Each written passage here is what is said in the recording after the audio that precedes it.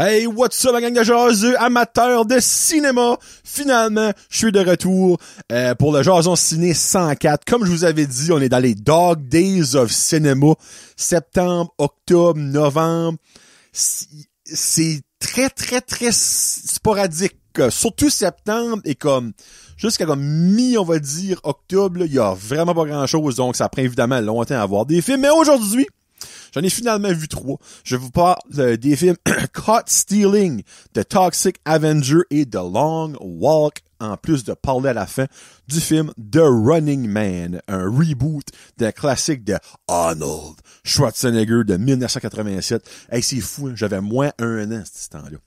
Mais avant, on y va avec les reviews. Aujourd'hui, je parle de Caught Stealing. Je vais vous dire le nom de ce directeur / producer là, parce que je vais le fucker. Il y a un nom très spécial. Darren, ça va bien. Aronofsky. Un film de Darren Aronofsky. Je n'avais même pas vu le trailer de ce film-là. J'avais entendu certaines affaires, comme quoi que la performance de Austin Butler était vraiment bonne. C'est vraiment un film comme... comment je peux dire ça? Excusez, je suis dans la gorge. Un film, pas du côté style oscarisé, mais dans le fond, comme que le visuel pis tout ça était vraiment bon, le acting était vraiment bon. C'est pas un film chick flick, tu sais, comme à la Fast and Furious puis à la Avengers. C'est vraiment un film plus down to earth, mais laissez-moi vous dire que j'ai crissement été surpris. Je lui donne un 4.5 jaseux sur 5. J'ai adoré ça. So, basically, c'est l'histoire du personnage de Austin Butler qui vit dans un bloc appartement. Puis de temps en temps, sa blonde, qui est Zoe Kravitz, va chez eux, patati patata, puis lui, il travaille dans un bar. Il arrive un soir avec sa girlfriend. Sa girlfriend est-tu là? Oui, sa girlfriend est là. Il arrive avec sa girlfriend, puis son next-door neighbor, c'est Matt Smith, qui lui, c'est un punk, le mohawk rouge, puis tu sais, comme la veste en cuir avec les patchs puis les pics, tu sais, un full-on punk. Puis il est sur une panique, tout ça, comme quoi que son père a eu des problèmes médicaux, puis il faut qu'il s'en va en England, je pense que c'est, il est British, en tout cas British England, whatever, quelque part par là. Puis il lui donne son chat pour le watcher d'ici à ce qu'il revienne. Mais l'affaire c'est que pendant qu'il est revenu, il y a du monde qui voudrait lui parler. Et du monde qui sont pas contents qu'il est pas là, puis parlons à son neighbor dit, regarde comment il va revenir, tout ça, puis les autres le croient pas. Puis là, il se fait calisser une volée, et ça start de là. Le pourquoi de ça, pourquoi eux autres sont pistes, pourquoi ils voulaient le parler, pourquoi est-ce qu'ils le croyons pas, puis ça tourne autour de ce, en guillemets, thriller, là, mais comme, de ce mystère-là. C'est tellement bon.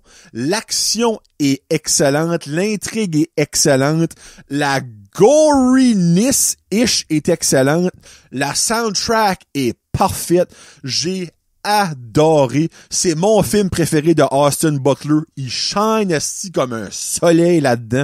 J'ai adoré aussi qu'il y a quand même une couple de twists, dont une en particulier que j'étais comme, oh damn, j'ai pas vu ça venir. Et moi, quand je vois pas de quoi venir, j'adore ça.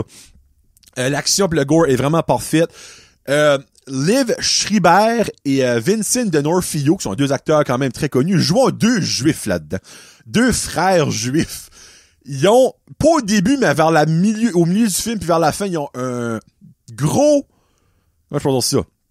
Une grosse partie du film, ils sont excellents. C'est vraiment mon highlight du film, ces 2 gars-là. C'est la coche. Comment est-ce qu'ils sont? Comment est-ce qu'ils agissent? Comment est-ce que le monde sont envers eux autres? La manière qu'ils sont habillés. Tu sais, tu les vois pis t'es comme, ben là, c'est 2 juifs, là, it is what it is. Ils sont habillés typical juifs avec le petit chapeau, pas la capine, mais le petit chapeau avec les petits boudins ici. C'est tellement parfait, mais ils sont redoutés. Et on comprend pourquoi. Puis c'est juste parfait. Puis la twist finale, là, je l'ai vraiment aimé. Il y a des excellents acteurs là-dedans, que ce soit Austin Butler, Liv Schreiber, Vincent D'Onofrio, il y a Zoe Kravitz, comme que je disais, il y a Regina, je me trompe peut-être Hall, je dis tout un Hall, mais c'est King, Matt Smith est là-dedans. Il y a aussi Bad Bunny qui fait une bonne performance là-dedans. Vraiment une solide surprise. Comme puis la cinématographie est tellement bien faite. Tu sais, c'est dans les deep down comme quartier crotté de, là, je vais vous dire Chicago, mais je suis pas sûr si c'est Chicago ou New York, gars. C'est juste awesome. C'est une parfaite dose d'action avec une parfaite dose d'humour, mais c'est pas un film humoristique, là. Mais c'est les situations qui se mettent dedans, c'est parfait. Parfaite dose de violence, parfaite dose de twist and turn, c'est juste awesome. Honnêtement, c'est awesome. Une très, très belle surprise. Donc, écoutez ça le plus vite possible. C'est pas pour les enfants, là. C'est pas Frozen 2, ça, là. OK, on s'entend, si t'as du juron, t'as du cassage de bras, t'as du tuage, t'as il y a une sex scene au début, je suis comme, tabarnak. J'ai vu des films de cul qui étaient moins horny que ça, là. Tu sais, comme, en tout cas, c'est vraiment bon. Un hostie de bel job de Aronofsky, whatever que son nom. Donc, Caught Stealing, à voir absolument si vous aimez ce genre de film-là. Après ça, on y va avec un film que ça fait plusieurs années que j'entends parler d'eux, puis que finalement a sorti The Toxic Avenger. À la base, Toxic Avenger est un remake d'un classique, mais c'est pas un classique genre oscarisé, là. C'est un classique merdique de 1984 de Toxic Avenger, mais qui a tellement devenu un culte au fil des années. Puis moi, avant 2 semaines passées, j'avais pas vu ce film-là. J'ai écouté Toxic Avenger, lui que je vais parler de, et j'ai écouté le premier après. Puis à cause de ça, c'est une des rares fois que j'ai sorti d'un film, je suis comme, hey, freak, c'est actually pas bad. J'avais une note en tête, ben je me donne tout le temps un 24-48 heures à processer. Et je me suis seté sur une note, puis c'était 3 sur 5, ma note. Puis après avoir vu le original, j'ai baissé ma note à 2.5. Parce que pour moi, s'il aurait fait un copy-paste de l'original à la version de nos jours, ce film-là aurait été crissement meilleur. Mais j'ai quand même pas détesté ça.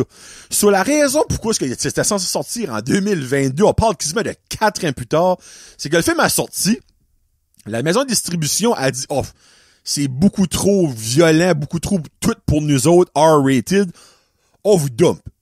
Sur le film, t'es en recherche d'une nouvelle maison de distribution pour finalement le sortir. Et après l'avoir vu, j'ai vu des centaines de films bien pires que ça niveau référence sexuelle, goriness, violence. Moi, je m'attendais à avoir de quoi de comme, oh, tabarnak. Pis c'est violent. Ça a des pas bouts, c'est sadique.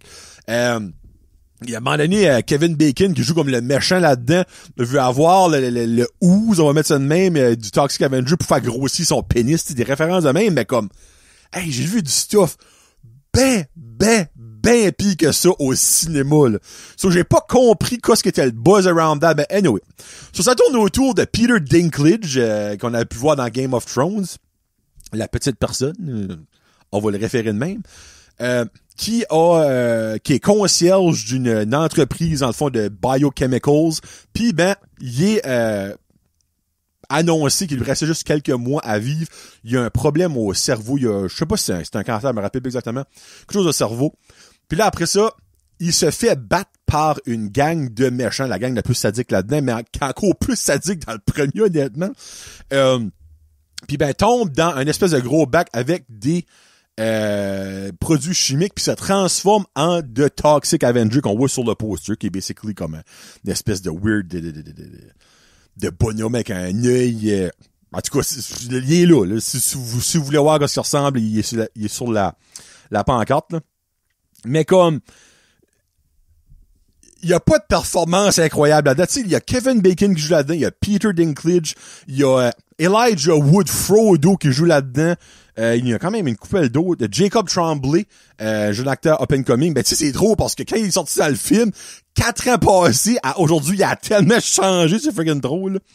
Après ça, qui c'est d'autre là-dedans qui est connu, c'est pas mal. Il y a Taylor Page, qui est une actrice qui joue JJ là-dedans. c'est pas que c'est mauvais, c'est que c'est très low budget. Il y a beaucoup de scènes de gory, de scènes comme qui auraient pu être faites practical effect, qui ont fait en CGI, puis moi, j'haïs ça quand ils font ça. Parce que, OK, ça coûte peut-être plus cher le faire practical, mais ça garde 100 fois plus bien. Mais en même temps, ils n'avaient pas un gros budget. Ça fait que je peux quand même comprendre pourquoi ils l'ont pas fait. Mais reste que, dans l'original, c'était quoi? En 84, j'ai dit, c'était tout practical. Puis c'était tellement plus drôle de voir ça. Puis bien fait, parce que c'était genre comme, puis t'avais un genre de fake bras, les petits jets qu'elle promet quelqu'un n'a rien qui pesait, qui sont peut-être, déjà des petites affaires de même, on dirait qu'ils ajoutaient dans le fond au lore que là, c'est comme, ben là, clairement, c'est pas vrai, c'est un green screen, pis là, ben, ils ont patenté ça à l'ordinateur, pis that's it, là.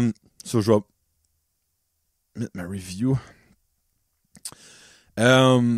C'était alright, mais comme que je comprends pas le point de retarder ce film-là de sortie. C'était vraiment pas le film le plus bad que j'ai vu niveau, comme j'ai dit, Goring, c'est ça. Dinklage, Bacon, Wood pis Page font vraiment une bonne job. C'est eux autres qui tiennent le film sur leurs épaules. J'ai aimé certaines scènes de fight pis certaines scènes de death, là, dans le fond. Il y a quand même une popie de soundtrack, quand même pas incroyable. Puis il y a une end credit à la fin que moi j'ai vraiment ri. Je vous la dirai pas si vous l'écoutez, là. Mais j'ai vraiment ri qu'est-ce qu'ils ont fait à la end credit. Mais le plot, c'est de la merde. La plupart du dialogue sonne vraiment weird, overact. Ça sonnait comme, par bout, ça filait comme pièce d'été, tu sais, comme, c'était un petit peu comme, tu sais, t'as Kevin Bacon qui est là, Elijah Wood qui ont fait dans des films comme borderline oscarisés, pis t'es là, pis ils sont basically en train de lire une ligne sur un prompteur, pis tout ça, je suis comme, ouais, c'est assez spécial, là. Pis il y a beaucoup trop de CGI qui aurait dû être en practical effects, ça aurait été meilleur. L'original est 100 fois meilleur. Pis vous direz, ça va sonner un petit peu, ben c'est pas raciste parce que ça n'a pas rapport, là. Mais dans l'original, le Toxic Avenger, c'est un grand Christy bonhomme menaçant, il est plus grand que tout le monde, pis tout ça. Pis là-dedans, ils prennent Peter Dinklage, qui est une petite personne qui a un an. Mais quand il y a une scène d'un diner, qui est comme la meilleure scène probablement de l'original, ben ils la refont là-dedans en partie. Mais on dirait le fait que Peter Dinklage, il est zéro menacé, il est tout petit, pis les autres sont rate 3 fois sa size. On dirait ça a enlevé comme oh shit, il est en train de destroyer, pis il se promène tout le temps avec son esti de mop radioactive, qu'il y avait pas ça dans l'original. On dirait la mop radioactive ajoute comme un weapon parce qu'il manque genre 3 pieds de grandeur à ce gars-là. On dirait c'était pas nécessaire, on dirait, d'avoir pris un petit acteur pour faire ça. Ça a enlevé, on dirait, à la grandiose, au wow factor, à la peur qu'on avait du original, qui était un grand Jack comme des même 6 pieds 8, tu sais, là. Ça, on dirait ça, j'ai trouvé ça un petit peu bizarre. Par bout, tu vois vraiment qu'ils veulent se moquer des original films, tu sais, à la Marvel, à la DC, tout ça. Mais, ça, c'était peut-être pas dans l'original. Parce que dans l'original, ça existait pas, Marvel pis DC, dans le Cinematic Universe, les bandes dessinées existaient, là. Mais comme, on dirait le fait que là, on dirait, ils ont voulu ajouter ça comme, hey, nous autres, regarde, on n'a pas de budget, on fait un anti-super-héros, genre à la Deadpool, on va se moquer un petit peu de vous autres pis tout ça. On dirait, j'étais comme, c'est pas nécessaire, là. Comme, c'est un petit peu unnecessary, toutes ces affaires-là. Mais overall, c'était correct, là. Comme, j'ai vu beaucoup de films pires que ça, mais si vous direz, je m'attendais, même si je savais qu'il y avait un gros buzz around it, même si je savais qu'il y avait pas grand budget, je suis comme, Chris, il y a quand même des acteurs de renom là-dedans. Puis j'espère qu'ils vont nous donner une belle performance, puis j'espère que le produit final va être sharp, puis finalement, c'est alright. Tu sais, c'est un petit peu comme si t'es vraiment excité de manger ton hamburger, tu le manges, mais là, finalement, ils ont oublié de mettre le ketchup, la moutarde, les oignons, le fromage, le bacon. Mais ta patties est bonne, comme ton hamburger est quand même bon. Mais t'aurais voulu avoir tout le reste parce que c'est ça que t'aimes. Mais on dirait, moi, il manquait tout le reste, tu sais, là. Comme la patties est bonne, j'aime l'affaire de l'horreur style, le super-héros style, mais il manquait mon ketchup, ma moutarde, mes oignons, mon fromage, mon bacon, tu sais. Un petit peu même que je peux le décrire. Et je finis ça avec la review de Long Walk, un film basé sur une des histoires de Stephen King, avec une personne connue, plus ou moins là-dedans, c'est Mark Hamill, Luke Skywalker, qui est le seul, honnêtement, acteur qui est vraiment connu là-dedans. Autre que ça, Il y a peut-être Judy Greer que vous connaissez un peu. Sinon, dans le fond, les deux acteurs qui shinent vraiment là-dedans, c'est Number 47 puis Number 23. Je vais vous expliquer pourquoi après. C'est Cooper Hoffman puis David Johnson. David Johnson, ceux et celles qui ont écouté Alien Romulus étaient là-dedans. Moi, j'ai pas écouté ce film-là, by the way. Puis, I guess qu'il faisait vraiment une très belle performance. Puis pour Cooper Hoffman, sacrament, si vous avez vu Licorice Pizza, c'est pas mal ça qu'il a fait. Ça fait que lui, c'est vraiment un de ses premiers gros rôles. So, je lui donne, ça aussi, une belle surprise, un 4 jaseux sur 5. J'hésitais entre un 3.5 et un 4, mais je me suis assis sur le 4 parce que je suis comme 3.5, ça serait pas fair de leur donner ça, parce que je vais vous expliquer ce qui m'a fait quand même enlever pas mal de points. Il y a 2 éléments. Puis je trouve qu'enlever 1.5 points pour ces 2 éléments-là, c'était beaucoup. Donc, je vous explique c'est quoi. So, Long Walk, c'est un thriller. C'est dans un dystopian temps que tout le monde est pauvre. Le taux de criminalité est skyrocketé. Il y a personne qui a de l'argent. Il y a personne qui peut borderline manger. C'est un petit peu un genre de mix comme Maze Runner, Hunger Games, genre 2, là, tu sais, comme mash-up ensemble. Puis, à chaque année, il y a un event qui s'appelle The Long Walk. Le monde, c'est pas sa bonne excuse, s'inscrit à ça, puis il y a 50 gars qui c'est tous des gars. Excusez, j'ai un chat dans la gorge, je vais pas sortir. 50 hommes, jeunes hommes, comme il y a pas de vieux là-dedans. Ils sont choisis pour faire de long walk. C'est aussi simple que ils vont là, il y a un fil d'arrivée, un fil de départ, excuse, ils se font mettre une montre. La montre indique comment vite qu'ils marchent. Et un coup que le go est donné, faut qu'ils marchent au moins à 3000 à l'heure. That's it. Si qu'ils descendent en bas de 3000 à l'heure, ils ont un warning. Je pense que c'est 15 secondes ou 20 secondes. Il y a un autre warning. Un autre 15-20 secondes, il y a un autre warning, un autre 15-20 secondes, et si t'as pas passé le cap du 3000, vitesse de 3000 à l'heure, tu te fais tuer. C'est le dernier survivant qui gagne. Et gagne unlimited amount d'argent, ce qu'ils ont dans le film, et un souhait qui sera exaucé, garanti. Il y a 49 jeunes qui se fait tuer pour finalement avoir un millionnaire à la fin avec un wish. C'est juste ça que c'est. Dans le fond, tout le long, on regarde ces 50 gars-là marcher, se faire tuer pour finalement arriver à la fin. Après 343 000 de marche, c'est combien 100 kilomètres, ça? 343 miles in kilometers. C'est 552 kilomètres de marche. Je pense que c'est au-dessus. Je pense qu'ils se rendent comme proche à 5 jours. Mais l'affaire, là, ils marchent tout le long. Il n'y a pas de break pour dormir, il n'y a pas de break pour pisser, il n'y a pas de break pour chier. Il y a que leur corps tombe en mode veille, qui dorment consciemment en marchant. Puis j'ai actually googlé, puis c'est ting. Après un certain point, ton cerveau vient assez fatigué, qui devient littéralement en mode veille, puis tu peux actually faire de quoi sans être éveillé et réaliser que tu le fais. Puis là-dedans, ton corps le fait. Donc, il y a 2 fois, ça arrive, on les voit, qu'il y a un gars qui dope, il se réveille parce qu'il a fait comme un cauchemar, mais il est encore en train de marcher, tu sais. C'est fucked up comment est-ce que le corps humain puis le cerveau humain marche, là. So, voici ma petite review. Un très, très bon thriller de personnes qui marchent. Je pensais jamais dit ça de ma vie, mais c'est carrément ça que c'est. J'expectais pas grand-chose de ce film-là, mais maudit que j'ai eu un good time à garder du monde marcher pour leur vie. Puis dans certains cinémas, à aux États-Unis, ils faisaient ça sur des treadmills. Puis si toi aussi, tu descendais en bas du 3000 à l'heure, fallait que tu sortais du film, tu fais pas voir la fin du film. Je l'aurais tout de suite, moi? Non. Le film est 1h... 1h40, 1h50, on va dire. Donc, c'est même pas 2 heures. Actually, j'aurais peut-être pu le faire.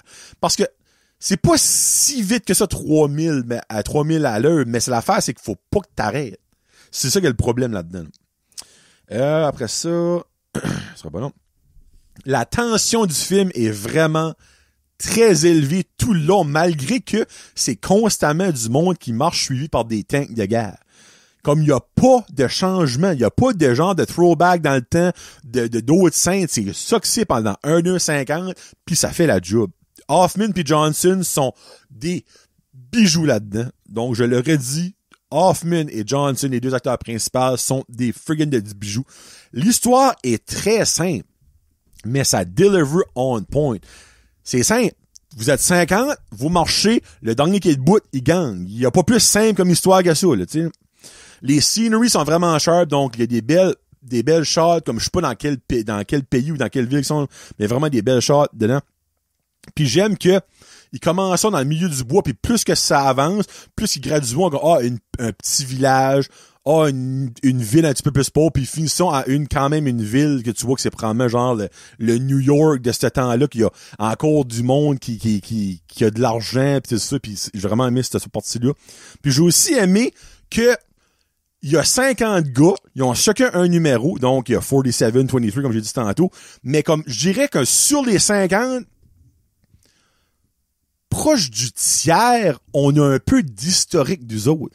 Donc, on apprend à aimer et à détester, parce que je vous confirme que vous allez détester, des personnages secondaires et même tertiaires là-dedans, jusqu'à ceux qui décèdent, parce qu'il en reste un à la fin, obviously.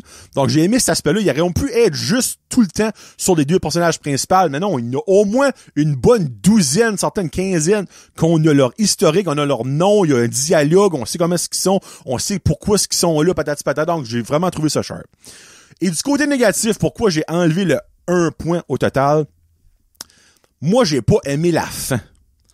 La fin nous laisse trop de portes ouvertes et qui ferment pas. La fin, pour certaines personnes, pourrait être parfaite, mais pour quelqu'un qui aime que le plot se suit, que les histoires se ferment avant le film fini, j'ai pas pu donner une bonne note à ça.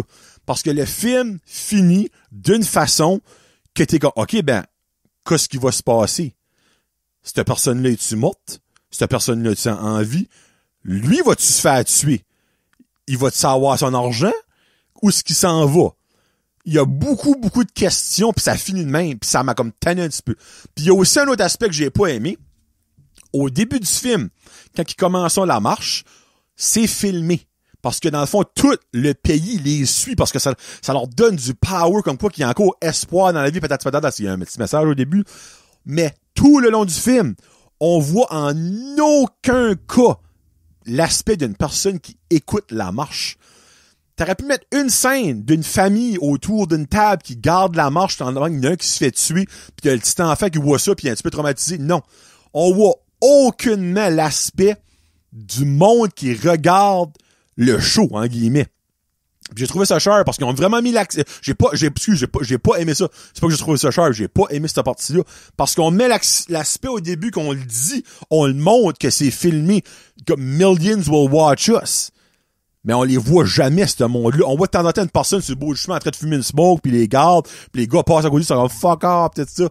Mais comme on voit pas ce monde-là, les écouter à la télévision, je me dis, Chris, comme, si t'es pas montré ça, dis-nous pas que c'est filmé, peut-être. Je sais pas. En tout cas, j'ai moins aimé cette partie-là. Mais overall, une belle surprise. J'ai vraiment aimé ça. À voir absolument si vous avez le cœur sensible. Parce que, comme que je vous dis, il y a l'aspect qu'ils dorment pas. Ça fait qu'ils dorment debout. Mais il y a aussi l'aspect qu'après 5 jours, il faut qu'une personne chie. Mais là-dedans, ils trouvent un moyen de chier. Puis, ironiquement, il y en a un qui se fait tuer en chiant. C'est-tu pas assez chiant de ça, faire tuer en chien? Pas pour vrai, là. C'est parce que je suis comme pauvre gars. Fallait qu'il chie. T'as trop pris longtemps, mon homme. La crotte a pas sorti assez vite. Ça, en tout cas, il y a ça. Bon, ça que c'est pour les reviews aujourd'hui. Et je finis en vous parlant un petit peu de la bande-annonce du film The Running Man, un reboot d'un film de Arnold Schwarzenegger, sorti en 1987. Le reboot sortira le 14 novembre 2025 avec Glenn Powell, Josh Brolin, Michael Cera, Emilia Jones, Coleman Domingo, une très belle brochette d'acteurs. Ils vivent dans une espèce de monde assez fucké qu'il y a un jeu télévisé qui s'appelle The Running Man. Sur l'enfant, il y a une personne qui est choisie, je sais pas si c'est annuellement ou à chaque mois, whatever. Puis ben, ils sont suivis pendant 30 jours. Puis le but, c'est de survivre pendant 30 jours. Ben, tout le monde sont à les suivre et à les tuer. Et je n'ai pas écouté, moi, l'original. Donc, je ne sais pas si que la personne qui le tue a une paye, a de quoi. Je sais pas qu'est-ce que le gagnant, c'est qui survit après 30 jours, a. Donc, ça a vraiment l'air d'être un film qui est go, assez intense. Donc, ça va sortir le 14 novembre. Donc, je vais aller voir ça et vous aurez une review de Running Man avec Glenn Powell qui va take over le personnage de Arnold Schwarzenegger. Donc, merci beaucoup d'avoir écouté. Le prochain Zoran Ciné sera probablement encore d'un bout parce qu'il y a pas grand chose qui sort, là. Il y a le dernier film de Leonardo DiCaprio que je vais aller voir prochainement. Mon Dieu, c'est comme un weird de nom de film, on dirait, là. Ce sera pas long, je vais aller voir ça. Ça s'appelle One Battle After Another, un film de Paul Thomas Anderson. Qu'est-ce qu'il y a des odds? Qui a fait Licorice Pizza. Le film que chose Hoffman dans Long Walk jouait dedans. OK, alright. Il a pas fait de grand film que j'ai vu. Ah, There Will Be Blood, actually, j'ai vu ça. 2007, so, bon. I guess que c'est vraiment, vraiment bon. Mais c'est-tu vraiment, vraiment bon à cause que c'est une affaire qui va être oscarisée pis que moi, j'aimerais pas, ou que c'est vraiment, vraiment bon parce que c'est vraiment, vraiment bon? On verra bien. Donc, sur ça, c'était Johnny de Jazu pour Jordan Ciné numéro 104. On s'en reparle. C'est-tu 104? 104. On se reparle au 105 dans une couple de semaines, tout le monde. Merci beaucoup d'avoir écouté. Peace out. Hashtag cinéma. Salut.